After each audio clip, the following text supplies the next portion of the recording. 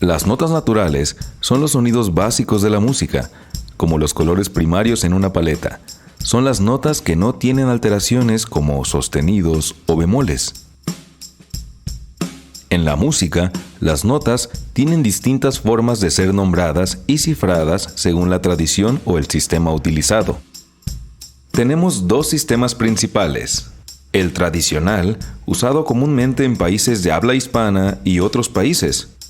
En este sistema, las notas se nombran como do, re, mi, fa, sol, la y si. Y el segundo sistema es el cifrado americano. Este sistema es ampliamente utilizado en países de habla inglesa y en contextos internacionales. Además, es el sistema preferido en la mayoría del material educativo musical a nivel mundial.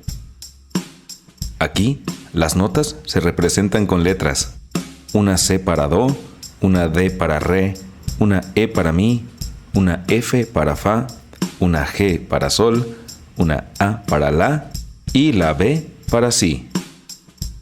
Aunque en nuestros materiales utilizaremos siempre el cifrado americano para las notas musicales, pronunciaremos sus nombres según la nomenclatura tradicional. Así, cuando veamos las notas escritas como C, D, E, las leeremos y diremos en voz alta como do, re, mi. Esta práctica nos ayudará a familiarizarnos con ambos sistemas de la notación musical. Ahora bien, ¿cómo aprender las notas con el cifrado americano? Puedes observar que si organizamos las notas a partir de la, nos queda el abecedario en orden. Esta es una excelente referencia para empezar a memorizar este sistema. Otra manera efectiva de recordar las notas en el cifrado americano es usando la mnemotecnia, que consiste en asociar cada nota con un sonido o palabra familiar para facilitar así su memorización. Por ejemplo, vincular la nota del cifrado americano A por su sonido con la, o la F con fa, nos ayudará a anclar estas notas en la memoria a través de la similitud fonética e incluso visual. Esta estrategia aprovecha las conexiones naturales del cerebro, haciendo el proceso de aprendizaje más intuitivo y eficaz. Entonces, estas son las 7 notas naturales. Es importante que te las aprendas. Es la materia prima de la música y hay algunas características asociadas a ellas que quisiera explicarte. Lo primero es que las notas naturales ascienden cuando siguen el orden alfabético.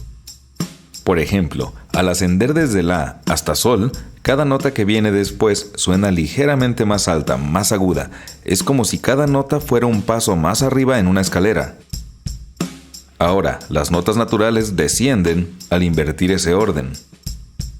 Cuando invertimos el orden alfabético de las notas naturales, por ejemplo, descender desde sol hasta la, cada nota sucesiva suena un poco más baja. Es como bajar un peldaño en nuestra escalera musical, donde cada paso hacia abajo nos lleva a un sonido más grave. Otra característica muy interesante es que hay una repetición cíclica en las notas. Imagina las notas como un círculo continuo que se repite una y otra vez. No importa si asciendes o desciendes, las notas se repiten y el orden se mantiene siempre en la dirección que elijas.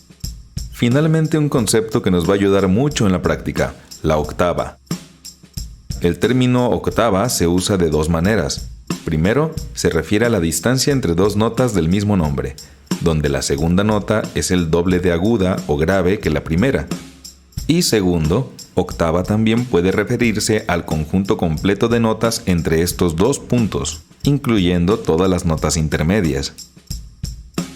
Este concepto es útil para agrupar y organizar notas al practicar. Además, es común que cuando nos presentan una escala, esta viene agrupada dentro de una octava.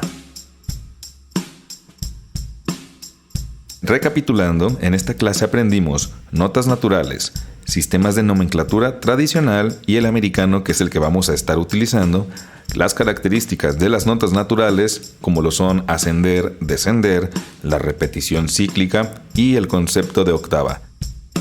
Es muy importante que comprendas bien estos conceptos, ya que en las siguientes clases que vamos a presentar en este taller, vamos a utilizarlos de manera constante.